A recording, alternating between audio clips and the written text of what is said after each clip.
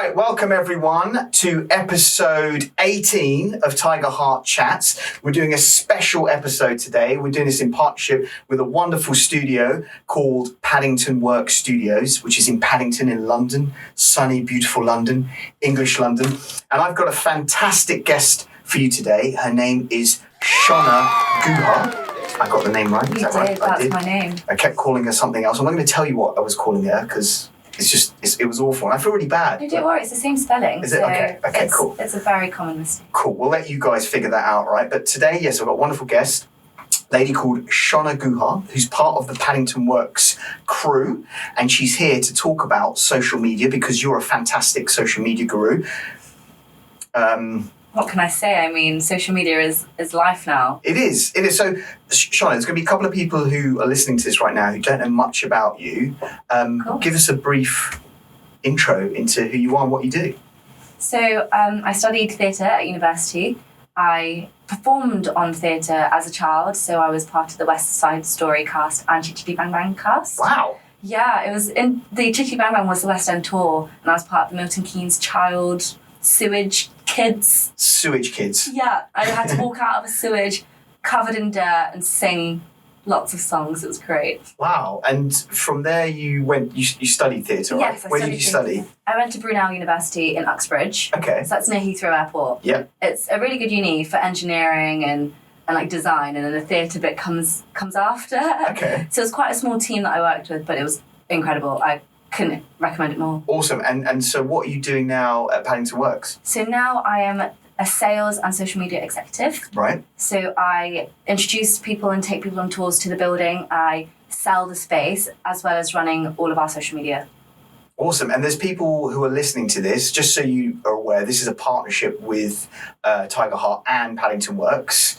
Give us a sales pitch on Paddington Works. Ooh, putting me on the spot there. Putting you on the spot. So Paddington Works is a co-working space and an event space, and it now has beautiful production studios, which we are in. Yeah. Woo. It's beautiful. Our co-working spaces range from hot desks, dedicated desks to private studios, and then our event spaces range from meeting rooms to large-scale rooms and auditoriums. So it's a big pool of community and co-working all mixed in one, which is quite an innovative space. I tell you something though, it is an innovative space. So those of you who are listening to the podcast probably can't see everything.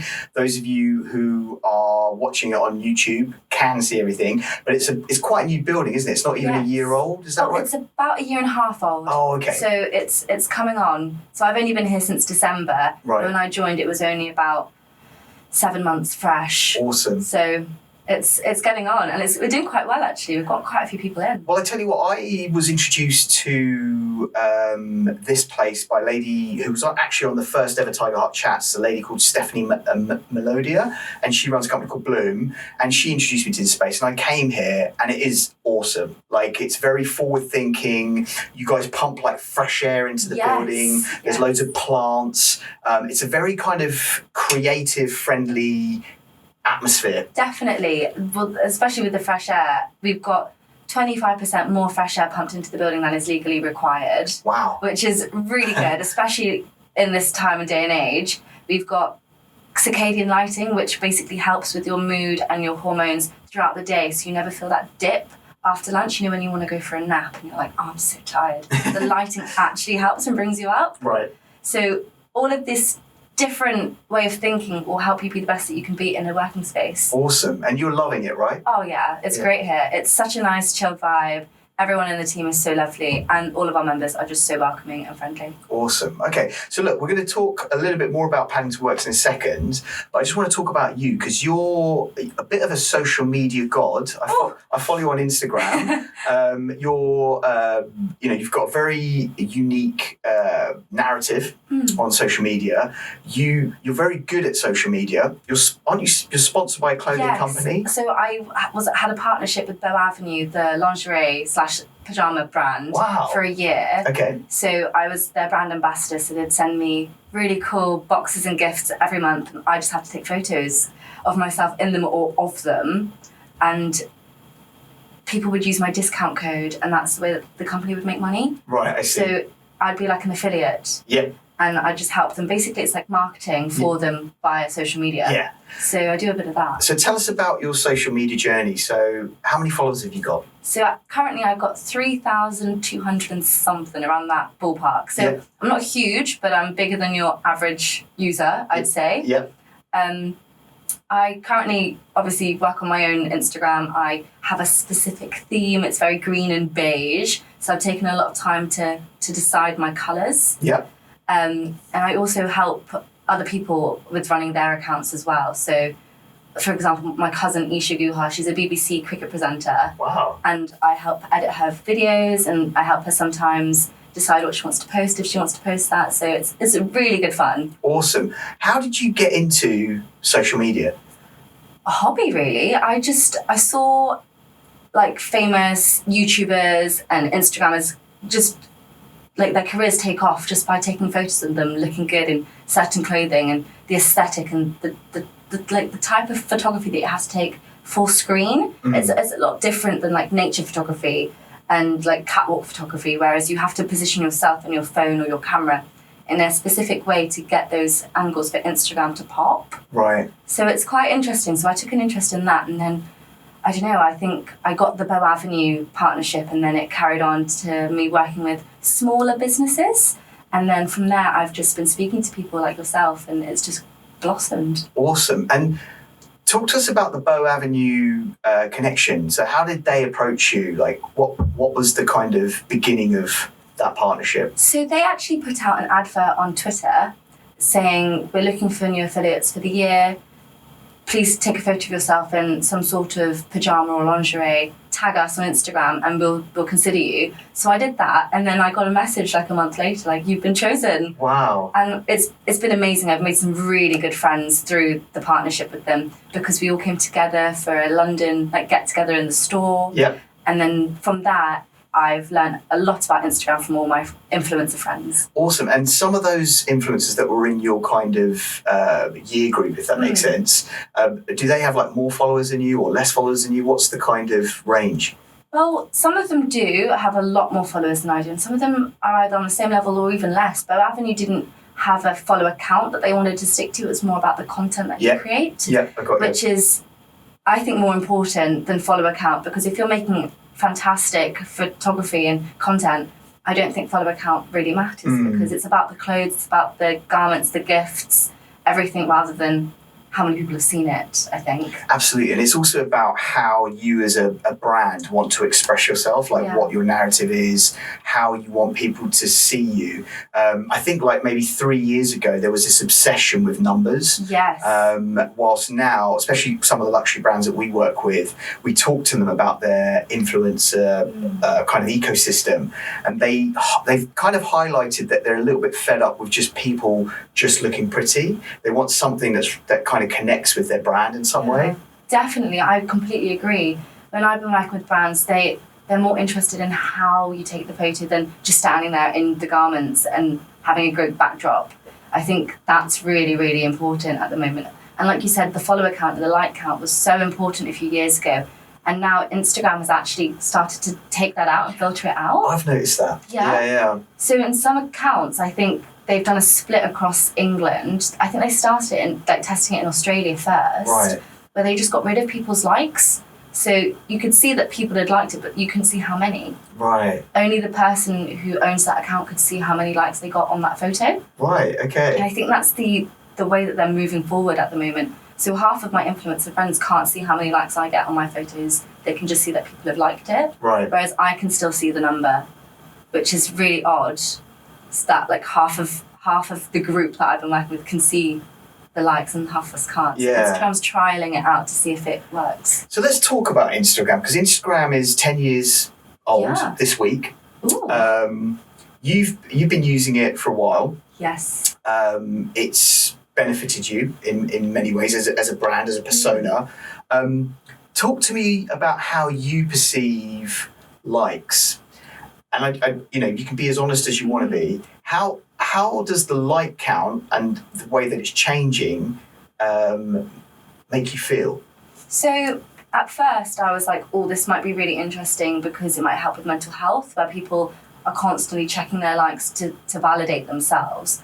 But now I'm a bit like, this is quite annoying because it's changing the algorithm. Right. Whereas I can't see my friends' photos anymore because people with more likes are now at the top of my feed. Yep. So it's all influencers that I see now. And I honestly don't think that likes matter anymore because comments and shares and saves are actually more important than likes. Yep. So the more that your photo has been saved, it pushes you up the algorithm, so you're further up on the list. So I don't really think likes matter anymore. I think it was a way of validating yourself and validating like influencers going, you're the best because you've got XYZ likes. Whereas I don't think that matters anymore. With regards to your experience with Instagram particularly, you've had a lot of people reach out to you. Yeah. Talk to us about some of the positive interactions that you've had through Instagram. So I actually had a really nice one the other week. This girl, she messaged me like, how did you get your Bow Avenue partnership? I really, really want to do this because I love your feed, I love your aesthetic. Could you help me with making my own filter? Because I've created my own filter for my own photos so that they all look the same. Yeah. And it was really sweet because she actually genuinely wanted to learn about Instagram, learn how to do it and learn how I've done it, as she probably looks at my photos every time that I post and goes, oh, that one looks the same but different, and you've done something different with it and you've pulled out an extra layer of the photo. So it was really sweet to have that interaction. I've had a few of those. Yeah. And then obviously Instagram, you have the worst messages. So let's talk about one of those, if that's okay. Of course. Yeah. So talk to us about a negative thing that's happened. I get quite a lot of messages from older men. Gosh. Who I don't know. And some of them are very, very intense. Oh my God. Very, I wouldn't say invasive, but it's quite personal, like Right. the questions that they ask. And it's like, I don't know you, I don't know who you are. And the fact that you have the confidence to send me this paragraphing message saying, please come and meet me here. It doesn't have to be sexual, but I'd like to pay you XYZ amount of money. I'm like, this can't be real. Like, honestly, this can't be real. And I get about 5 or 10 of them a week. Oh gosh. Yeah, it's very intense. That's awful. I mean, we could dwell on that, and that would be some really juicy gossip for this podcast. But just how do you deal with stuff like that? And I'm sure there's people listening Of that would course. want to understand. Well, I ignore them because they go into my requests. Even though I don't have a private account, it doesn't mean that I have to answer every single message and have to look like I've seen every single message. Okay. So it doesn't notify them that I've opened the message, which is good. So I ignore most of them, and if they're really bad, I block them. Yeah. Because sometimes they'll go and spam like me, and then they'll comment on my photos like, this one looks really good, especially from the Bow Avenue type photos, because they are a little bit more raunchy than most. Yeah, I mean, it's a very feminine brand. Definitely. And I'm especially one to embrace your body, embrace who you are. It's your body, your choice. You want to put that out there on social media. That's completely up to you. So I don't see why I'm getting, or some other people are getting, negative comments for embracing the way that your body's been made. So sometimes I do get messages as well of people going, this is disgusting, la la la. And it's unnecessary. Yeah. Especially for the platform that Instagram is. Well, I think digital, and it's been like this since Twitter really kind of punk rocked into culture. Everyone has an opinion. Oh yeah. And there are a lot of people there are a lot of vocal people who have a lot of negative opinions, which can kind of feel like the whole world is against you, but in reality, it's just one person who's just being a bit of a troll, really. Yeah. I don't know if you remember Ask FM. Yeah, I remember Ask FM. That was awful, like for hatred comments. Oh gosh. Because it'd be anonymous. So you wouldn't even see like a Twitter handle or an Instagram handle. You'd literally just be a comment on a question that you put out there. So it'd be like for like or something when I was like 14 years old, and people would like dart me, and you'd be like, oh my gosh. Yeah. This is a bit intense. And then you find out your friend at school the next day being like, oh, I just thought it'd be funny. So social media can be gruesome. Yeah. I think if you're going to put yourself out there and put yourself on the platform, to use it to express yourself, you've just got to have a little bit of thick skin. So I was going to ask you, just within your close community, so for me, you know, I've been on social media, I utilise it a lot. And sometimes there is that negative kind of element that appears because someone says something or there's a notion of something. And luckily for me, I have a group of friends and family around me who support me, and it doesn't matter, you know, what someone says on social media. What do you use to help you get through those things? So like you, I've got a very close friendship group who are my complete support group. My family is very supportive when it comes to Instagram, but they can be questionable with some of the posts that I put up there. But that's just mum and dad for you. Yeah. But also through Bow Avenue, the influencers that I've met, we've actually made a group chat and we talk to each other almost every day. Wow. And it's a great support group, like connecting with these girls who I've only technically met once. And you can just send them a photo of your feed and be like, what do you think about this? And they can be like, oh, I love this photo, maybe change the angle. And little tips like that is just the most amazing support that as an influencer you can get from other influencers, because you just learn from one another. Yeah. Like, for example, my aesthetic, the green and beige, my friend, she actually suggested it to me. She was like, why don't you create a feed where it's green, beige, green, beige, green, beige? And I went, oh my God, that's amazing. I'm going to do that. And I have, and it's worked. Awesome. So let's talk about filters. So when I started working with augmented reality, this was like 8 years ago, trying to build filters, particularly face filters, took a long time. And it was really hard for us to kind of create these products and get them in front of people. But now everyone's using filters, and now people are starting to make their own filters. So you've made your own filter. I've made my own filter as in colour-wise, not distortion of face. You know, on Instagram there's loads of different filters where you can change the hues, or you can literally change the shape of your face. So I've done the hues one. Okay. So I actually use Lightroom. Okay. So the Adobe Lightroom app on my phone.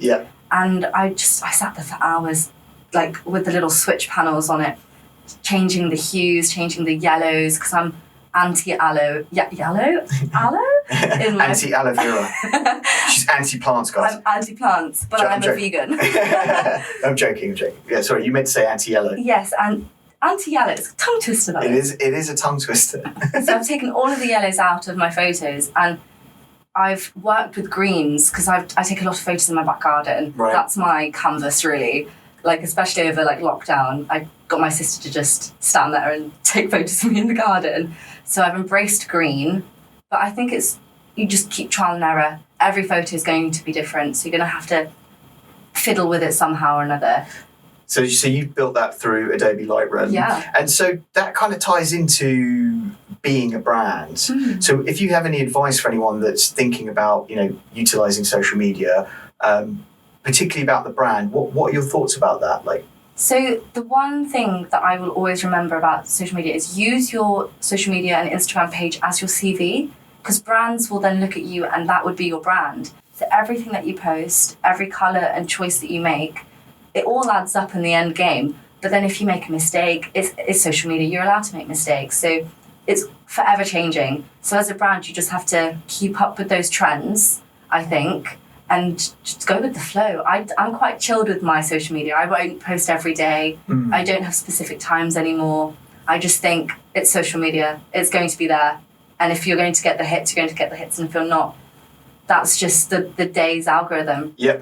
So and that's a really important thing to think about, because there are like companies that I work with who are like obsessed with the kind of density of their communications using social media. And I agree with you. I think you have to kind of hone into your personality and kind of use that kind of vibe and atmosphere through the social media, as opposed to trying to be mathematical about your approach. Definitely, I completely agree. It's definitely my personality is shown through my posts, my social media. Sorry, my words are getting caught up today. It must be the air. The air's so clean here at Paddington Works. 25% extra air in this room right now.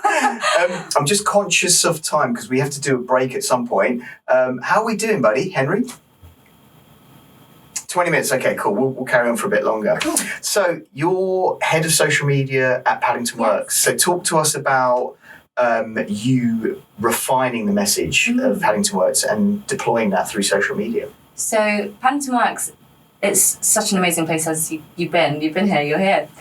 And through social media, what I've tried to do is I've tried to capture the fun, but also the seriousness and the way that the members work. Like, they like to be quiet, they like to be very chill, zen, get to it. So I've tried to mix that along, as well as our colours, which are black, white and neon yellow. Yep. So I think that as a colour scheme shows the personality of the building anyway. So I've tried to hone in on the colours more than the content, because the content, like I said, is forever changing. But the good thing about Paddington Works is if you try and do something fun out of the box, people embrace it like that. Yeah. I did a photo of some of the members here on International Friendship Day or something like that, and that kicked off. Everyone loved it compared to a standard meeting room photo of marketing. Those special extra things like Friendship Day or an event here, I think shows us off much more than our officey marketing type thing. Should be the word. And then just with regards to Paddington Works as an entity, it is a really good vibe here. Like, it does feel very disruptive. Oh, yeah. Like, I love Lulu who works here. She's come up with this concept, Rip It Up, and about taking concepts and ripping them apart and starting from fresh. So it kind of feels like you've been given this fantastic opportunity to express some disruptive ideas through Paddington Works. With regards to some of the other clients you've worked with in social media, and you don't have to mention who they are, what challenges have you faced as a social media person? So when I worked with this musician, I worked with him remotely, so I've never actually met up with him to do a think tank or a brainstorm. And the one thing that we found a bit difficult was, where does the line stand where I take over his Instagram and he still wants to keep it personalised and still his vibe? Yep. So that was a tricky thing to work out between the two of us, because I didn't want to just go full Shona mode and say, this needs to be posted here, this colour scheme works, and do this, do that. Whereas he wanted to be more, oh, I'm doing this today, I want to post about this today. Right. So it was finding the balance between keeping it like a business and like a business page more like, and showing off his attributes, rather than he's just going out for a random shoot today, he's going to film this, which is so cool and interesting. So that's one thing that we found quite difficult to communicate between ourselves, but we found quite a good way of doing it. Right. We had an iCloud shared photo album on our phones, and every time anything would happen, he'd just drop it in there, send me a text, go, could you just edit this for me? And then could you post it with this caption here and now? And because I'm on my phone all the time, I just quickly zap it up whilst I'm on the train home or something. And he'd love it, because that'd be the perfect time as well for him. So we found a good balance, but through every client, everything's different. Absolutely. And I'm sure even with, the lingerie brand that you're working with, Boo Avenue? Boo Avenue. Boo Avenue. I'm sure there were restrictions there with what you could and what you couldn't do. Oh, definitely. I wasn't allowed to work with any other lingerie brand because I represented them. And I love them. I think they're just an amazing brand. They're very like women power, and the designs are so beautiful because it's beautiful but not sexualized. Yeah, it's classy. It's very classy. Brand. Awesome. So I loved it. Cool. All right. Well, look, we're going to take a break. Cool. Okay. Welcome to part 2. I mean, it's still the same thing, but yeah. Hey. So, Shona, you've told us a lot about Paddington Works. Yes, I have. You told us a lot about your perspective on social media. Now I want to sort of delve into your mind and find out a little bit more about you. Okay. So let's talk about your history, because you kind of fell into social media, didn't you? Yes, I did. I fell into it after studying theatre. So as a child, ever since I was like 5, 6 years old, I studied an Indian classical dance called Kathak. Wow. So I'm trained, I'd say classically in Kathak. I'm at grade 5 now. So it's like a musical instrument. You do grades in dance. Yeah. So I'm about grade 5 in Kathak, which has been so amazing. I used it in my dissertation, which was incredible. And then social media came after university, actually. I think the time that I spent from leaving university to getting this job, I just put all my effort and energy into social media because it was the thing that I could do and control from home. Yep. So it was a very nice and fun hobby to do whilst looking for somewhere to go, somewhere to stay, like as a job-wise. Yeah. And do you still do dance? No, I don't. I don't, unfortunately. I think my dissertation was my last ever performance. Right, okay. Yeah. And how long ago was that? I graduated, not the summer just gone, the one before that, so 2018, 19?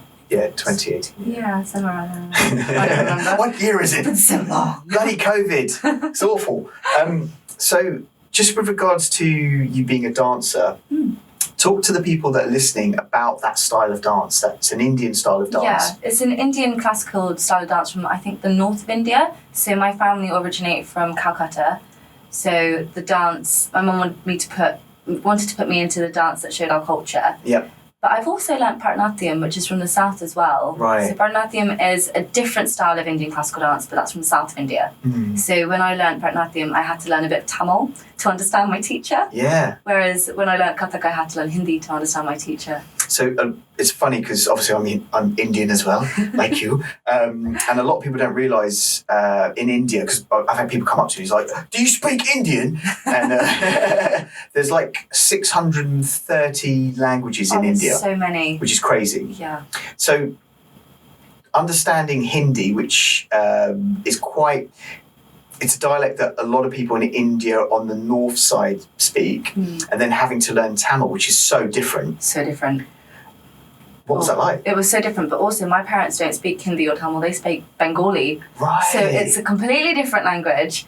I say it's kind of similar to Hindi, and it's got similarities to Urdu as well. Yep. So it all becomes one in my head now. But Tamil was quite hard to pick up because it's a different sound as well. I think Hindi and Bengali is very like high pitched. Yep. Whereas Tamil's really like down here. Yeah. It was very difficult to understand at first, and then I just picked it up. I had to because I was getting left behind. Wow. And then with regards to learning that language, was it because your teacher was based in like a Tamil-speaking part of the world, or were they in England and you had to just communicate with them? They were in England, so I learned both styles of dance in Milton Keynes, where I grew up. But I think the students who also learnt Bharatanatyam they spoke Tamil, so the teacher just spoke Tamil to them. Right, okay. Whereas the students who learnt Kathak, they spoke Hindi, so my teacher just spoke her mother tongue, because I think they were both from India and they now live in England. Right. So I just had to pick up quick. It was quite difficult. Yeah, so was that intimidating? I wouldn't say intimidating. Like Kathak definitely wasn't intimidating because that was from when I was 6 years old and I kind of understood the language from watching Bollywood movies. Yep. Tamil was really hard because I learnt Bharatanatyam when I was about 15, 16, so I was quite a bit older than the girls in my class as well. Right. Because you start young. Like my mum put me straight in at 5 years old. So it was a bit intimidating in the fact that they all knew what was going on and I didn't. And I was quite a few years older than them. And I was like, please tell me what's going on because I don't know. Wow. So it was interesting, but a great learning curve. Yeah, I bet. Yeah. And so just with regards to Tamil, can you speak it now? Oh gosh, no. I actually can't speak Hindi or Tamil. I can just understand it. Yeah. So I understood everything that they said and I just speak back in English. And it worked. I do the same thing to my grandma. She'll speak to me in Bengali and I'll reply in English. And it works. It's really odd, but it works. So have you been to India? Yes, I have. I've been a few times actually, and both of my grandparents have flats or houses out there. Okay. So it's a nice holiday home. Whereabouts in India? In Calcutta. Oh, okay. Yeah, and when you're out there, do you speak the lingo?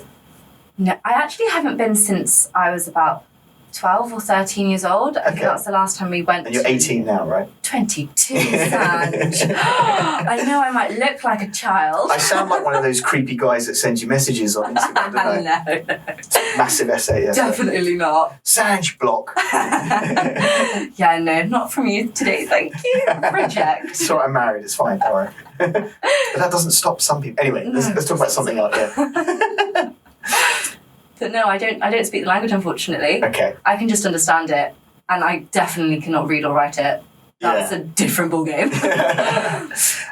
So just going back to your dance, because obviously learning to dance takes a lot of time, a lot of passion. For you, when was the last time you professionally danced? That was my dissertation at university. Wow, okay. Yeah, that was the last time that I put my all into it on a professional level. And prior to that, I danced on stage with my like Kathak guru. She put on a lovely show in London, and all of her students danced, which was so beautiful to see. Like age ranges from like 3 years old all the way to herself dancing. Like my guru, she finished the show. Wow. Which was so beautiful to see. And then my theatre work. So I went to stage school when I was younger, and I learnt street dance, modern dance. We tried tap for a moment. So I've dipped my toe into quite a few different styles of dance, but I think Indian classical Kathak is the one for me. Do you miss it? I do and I don't. Sometimes I just get random urges to just break out into Kathak, and I just break out. My mum's like, oh, okay, that's very interesting. But then sometimes I'm like, thank goodness I've stopped. I think my passion has changed from being on stage to now being behind the screen, behind the stage. I'm very interested in projection work, in like digital theatre, so like immersive digital art. I think that was my key passion at university, and then dance came through it. Right, I see. So let's talk about COVID. Yes. Because particularly at Paddington Works, this is a co-working space, lockdown hit. How has COVID affected Paddington Works as a business from your perspective? So I don't think it's affected it too much, in the sense we never closed throughout lockdown. The building was still open for our members if they wanted to come in or not. Right. Us as the team weren't in every day, but I know Lulu and Rosie dipped in every now and again just to check on the building. We put in a lot of time and effort and some sufficient funding into making this building safe as it can be. And isn't it like listed as one of the most like clean co-working spaces in London or something like that? Yeah, so I think it was the Royal School of Engineering or something. They saw our toilet system and they're copying it now for their whole university or building, or because they think it's just so innovative, and they've not seen it where the light is actually on the outside of the toilet, so you don't have to queue up beside the cubicles to wait for the toilet. You can see if a cubicle is open from even approaching the toilet. So that's something that we put in, which is a new thing apparently to everyone. I didn't know that existed. No, exactly. It sounds a bit scary. It's good. It's good. You can't see me in the toilet when I use the toilet. No, okay. Right. No. So we have a light system, like a traffic light system. Ah, okay. When you say light. Yeah, Sorry, light system. Traffic light system outside of like the toilet corridor, even before you can even get to the cubicles, so you can see if a toilet is vacant. Okay. Before you even get there, so you're not queuing up and being more than 2 meters. Yeah. And everything like that. I got you. So it's quite innovative. Like I think Simon, the guy who owns the building, he's very creative, and he has the most amazing ideas. For example, our COVID screens to protect you from one another, they're actually shower screens. Right. They're real glass shower screens, so they're on brand, because they look like they should be here anyway, but they're also more safe than plastic. Yeah. It's just so innovative. I think COVID has done the building well, in the sense that we've made it really safe and really clean, and everything in the building has a purpose and an intention. Yeah. Like our air, for example. We already had fresh filtered air, but now we have an actual Philips HEPA filter filtering the filtered air. So you have an air change from 2 to 22 minutes in every single room. That's amazing. Yeah, so we've really gone the extra mile, I think. How has COVID affected you as a person? Because you commute here, right? From Bedford. From Bedford, yeah. So I do a 1.5 hour to 2 hour commute every day, in and out. Right. Which is, at first it was really long, but now I just sleep on the train, so it's good fun. Okay. But at first, when COVID hit, I actually really enjoyed my time at home. It was great to spend some really good quality time with my family, because I'd been at university for 3 years prior to COVID, and I hadn't really seen my sisters grow up, and I got home and now they're taller than me, and it's like, whoa, what is going on? And it was really nice to spend some quality time with them. And then the ease back into working and the ease back into London was a bit of a shock to the system at first. I don't know if you remember the first time you stepped into a supermarket since lockdown. Yeah, I do. Yeah. It seemed like a zombie apocalypse clip from a movie. Yep. Bizarre.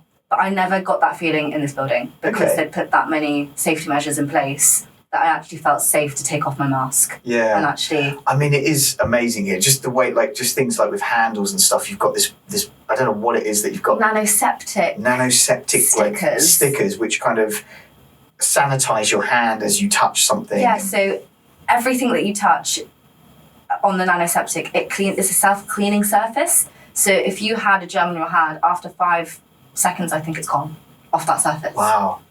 It's a really cool technology, but things like that, who knew that even existed? And it's here in this building. And I got back and I was like, whoa. Looks funky, but it's safe. Yeah. Well, it does look funky, but it also looks cool as well. Like, it's a cool place. So, what's next for you? Oh, I don't know. Oh, that's a good question. I mean, you're at Paddington Works. You're coming up to a year. Yes. It's cool. You used to be a dancer. You haven't done it in a while. Your social media life is kicking off. Pretty incredible. If you be honest, like popular, like important brands are working with you. You're influencing people. You've got dodgy men sending you paragraphs. What's next for you? I think working with people with their social media. So like being I freelance consult on the side with my social media, picking up more clients that way, and helping other people express themselves and really find out how they want to use social media is quite important to me, because I get quite a lot of people messaging me going, I've never used it before. This is the new way to sell my business. Help. And I actually have a meeting on Saturday to go and help someone in Camden with his business, just try and explore social media because he's never really used it before. And I think for me, that's a great side hobby as well as working here and keeping this building tip top. Well, I mean, we're all entrepreneurs. You know, you have to kind of look at where the opportunities are and exploit them, you know, in a nice way. So that's cool. And then just with regards to you, like with regards to like, you know, where you're at as a person, what's next for you? As a person, I think it's time for me to move out of my parents' house and move closer to work, because the 2-hour commute is just a bit too far for me now. I mean, I think it'd be good for me to move to London, especially because my heart's here. I want to be here, and I think it'd be great if I slept here as well. So that's a big move that I'm thinking about. Other than that, I think just taking every day as it comes. I don't think I'm going to pressurize myself and thinking I've got to be here at a certain point in my life, because that's what I felt like after leaving university. And I just put way too much pressure on myself. And now I'm a bit more chilled out and just taking every day as it comes. I feel a lot better. Awesome. Yeah. Cool. Well, Shona, this has been amazing. It's been incredible to be on here. I've really enjoyed this social distancing. I don't know if anyone noticed that. We've got this really good social distancing thing going here. There's going to be a lot of people that want to get in contact with you, I'm sure. What's the best way for them to get in contact with you? I mean, you're more than welcome to follow me and talk to me on Instagram, and I promise I will read my requests, and if you're not a creepy old guy, I will respond. What's your Instagram? So, at Shona Guha, so it's SHONAGUHA, and that's me. Awesome. Or you can email me at shonarani, so it's SHONARANI @hotmail.co.uk. Awesome, old school Hotmail. Like of course. It's not changed since I was 11. Wow. And how old are you? You said 22. Jesus. 11 years. All right, well, guys, look, thanks so much for sharing your time with us. I hope this information has been really good for you. If you get a chance, check out Paddington Works. It's a wicked place. Also, please subscribe, please share. The hashtag is Tiger Heart Chats, all one word. Wherever you are, whatever you're doing, please be good. Yes, please follow them because they are incredible. Really, really incredible group. Thanks. Awesome. All right, cool. Thank you. Yeah.